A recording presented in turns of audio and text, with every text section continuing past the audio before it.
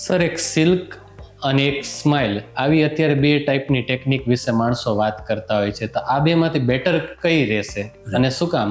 Right, મેં જે વાત કરી તો આને મિનિમમ ઇન્વેઝિવ પ્રોસિજર, જેને લેન્ટિક્યુલ બેઝ પ્રોસિજર કહેવાય, એમાં સ્માઇલ એ સૌથી પાયોનિયર છે. આજે 10 વર્ષથી દુનિયા આખીમાં થાય છે. 9 લાખથી વધારે પ્રોસિજર થઈ ગઈ છે. અમેરિકામાં FDA એપ્રુવ થઈ ગઈ છે. એટલે સ્માઇલ એ વધારે રિફાઇન્ડ અને સાબિત થયેલી ટેકનોલોજી છે. હવે સ્માઇલ ટેકનોલોજી એ નવી હતી ત્યારે એને એક પેટન્ટ મળેલી. એ પેટન્ટ પૂરી થઈ એટલે ઘણી બધી કંપની સ્માઇલ જેવી ટેકનોલોજી લઈને માર્કેટમાં આવ્યા છે.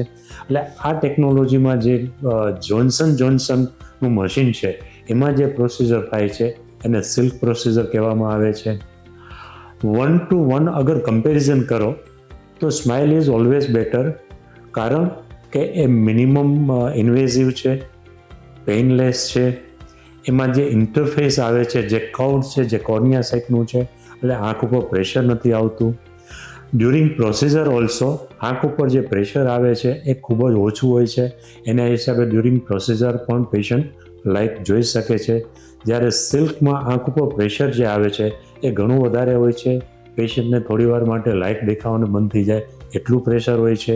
એનું જે ઇન્ટરફેસ હોય છે એ ફ્લેટ પ્રકારનું હોય છે, એટલે કોર્નિયાને ફ્લેટ કરવા માટે પ્રેશર ખૂબ આપવું પડે છે.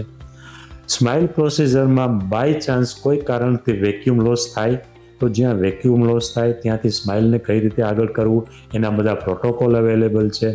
જ્યારે સિલ્કની અંદર જો વેક્યુમ લોસ થાય તો આગળ શું કરવું એના કોઈ પણ પ્રોટોકોલ અવેલેબલ નથી. સ્માઇલ છે એ વધારે ફાસ્ટ છે, કારણ કે પ્રોસિજરમાં લેઝર ટાઈમ ખાલી 9 સેકન્ડ છે, જ્યારે સિલ્કમાં લેઝર ટાઈમ મે બી અરાઉન્ડ 14 થી 15 સેકન્ડ જેટલો હોય છે. એટલે કમ્પેરિઝન વાઇઝ 1 to 1 કમ્પેરિઝન કરીએ તો સ્માઇલ છે એ ઘણું એડવાન્સ અને પ્રૂવ ટેકનોલોજી છે.